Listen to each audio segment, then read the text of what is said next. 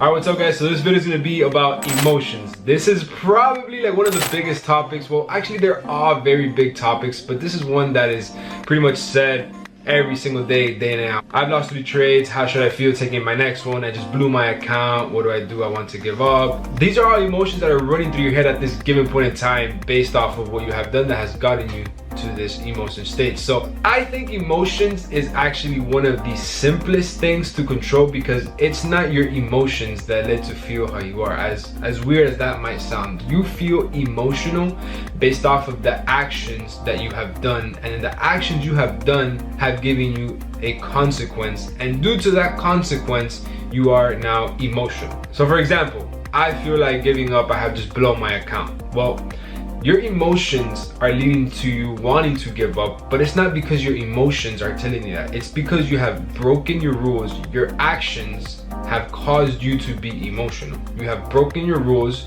by not using risk management. Now that you have broken your rules, now your emotions are all over the place because you have now lost your money. But it is very simple. If you would have followed your rules and then only risked 1% per trade, it would have taken you 100 trades in a row to blow that account, which I don't want to guarantee anything, but I can very much assure you that is quite difficult. Let's be honest. To lose 100 trades in a row is quite difficult, and it will take you a significant amount of time.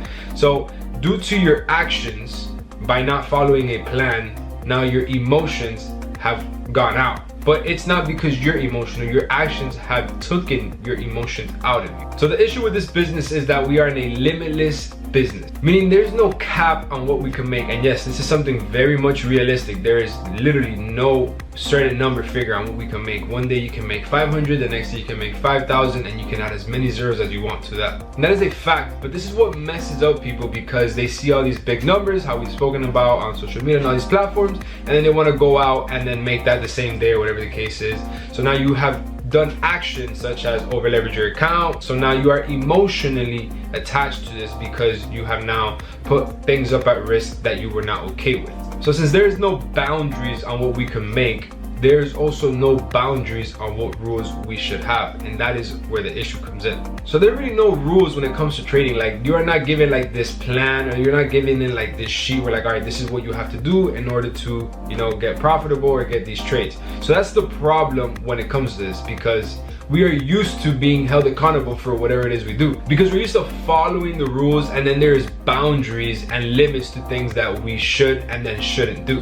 And there's consequences for breaking these boundaries and these rules, meaning that there's somebody there to hold us accountable when we do something wrong. Let's say that you're in a car and you're speeding, you get a ticket. If you're late to work, you get a tardy. If you get in a fight with somebody, you go to jail. Whatever, you guys get what I mean. Like, there's somebody there to hold you accountable for whatever it is you do, and your actions have consequences. In trading, there is nobody there to do that for you unless you have like a mentor or somebody that you go live every single day, how I do with the group, or somebody that is there every single day with you, and whenever you do something wrong, they slap you in the hand. They're like, no, don't do that again.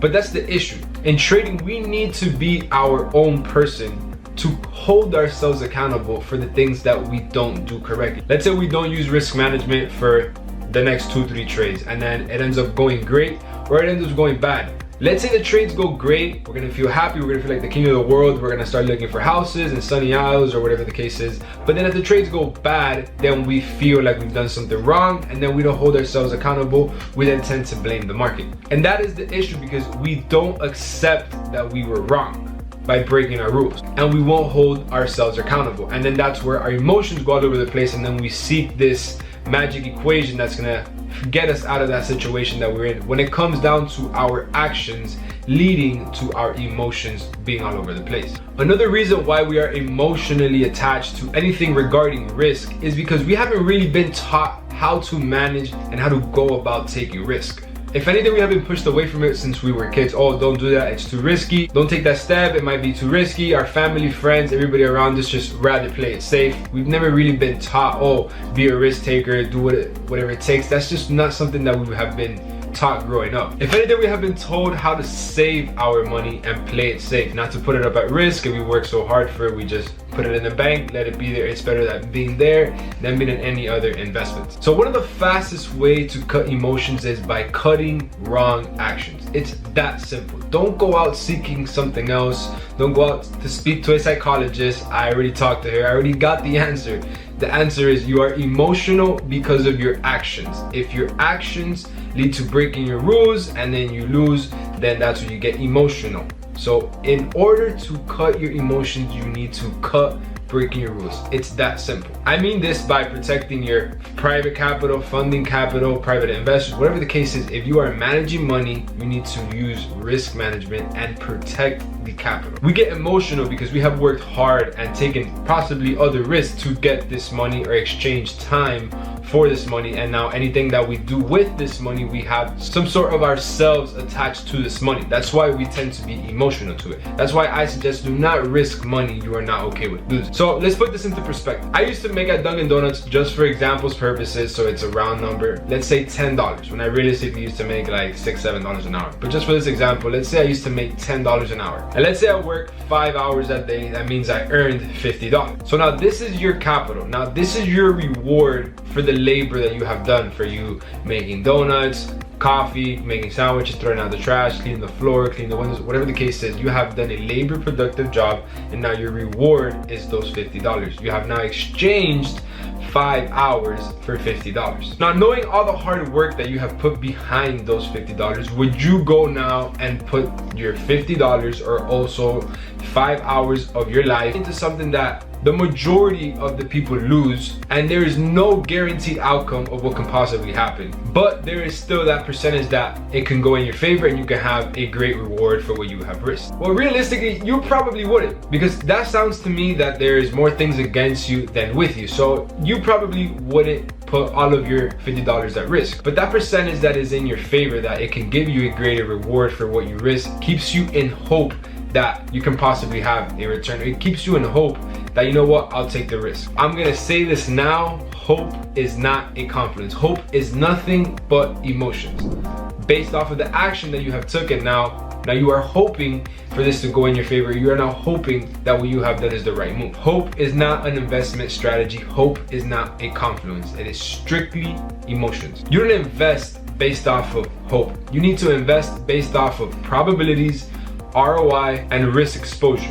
You don't invest simply because you just hope it will go in your favor. That makes no sense. What is the longevity in hope? What are you gonna hope the rest of your next 15, 20 years of your trading career that you're gonna hope, that you're gonna keep hoping you can get good trades? No, that's not an investment strategy. If you enter an investment already hoping for it to go in your favor, you're already wrong. You're already, emotions are already going out all over the place. You have already done the wrong thing just to start. So now, realizing that, what I have just said, now you probably won't risk the full $50, because reality, it doesn't make sense to put all of your money into something that has no guaranteed outcome, has a higher probability of going against you, and you have no control over what happened. Because if you were to lose, then you just threw away 5 hours or a full days of work, and you feel almost that you've been robbed because you worked so hard for it and then it has been taken away from you relatively fast. So that's why people tend to get emotional, because like, wow, I have put so much hard work behind that money, and then now it's just gone in the matter of hours, days, whatever the case is, because you know the hard work that has gone behind those $50. So now the smarter thing to do, a real investment strategy, is to risk a certain percentage of those $50. Let's say you're only okay with risking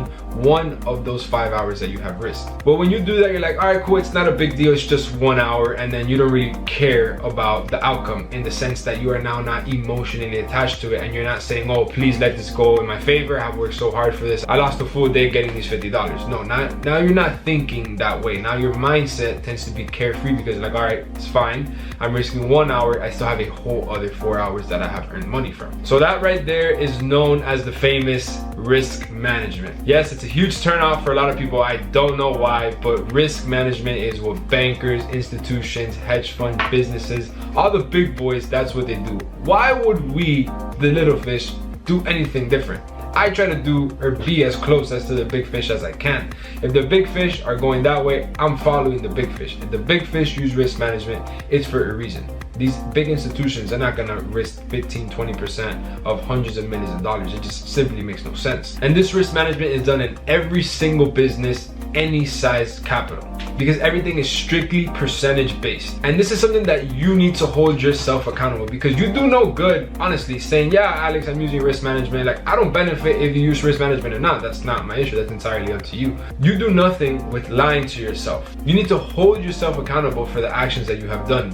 So by using risk management and protecting your capital, you're not doing anybody a favor other than yourself. What you're doing is you're holding yourself accountable, because I don't benefit from you using or not using risk management. That is entirely up to you. It's your capital. You do whatever it is you want with your capital. I personally use risk management on my capital, and you don't benefit if I do or if I don't. So there's this little trick that the psychologist taught me, and then when I started implementing it, I realized how simple the strategy can be, you know, for self-recognition, but then it's how powerful it is. And then you realize how many times you tend to break the rules and how many times you have to correct yourself. So she asked me if I had a plan. I'm like, yes, I have a trading strategy. I have a strict rules every single time I take a trade. I pretty much check off a list. If the trade meets that list, I simply move on and I take the trade. And then she says, what do you do when you don't follow that plan? And I'm like, well, nothing really. And then she's like, well, what happens when you don't follow the plan? Do you win or lose? I'm like, it's usually 60-40. The majority of the time I do break those rules, I do tend to lose. And then she asked me, what do you do when you lose? I'm like, nothing. I simply move on to the next trade. And she said that that's great, but you need to hold yourself accountable. You need to almost like write yourself a ticket, or you need to pay a consequence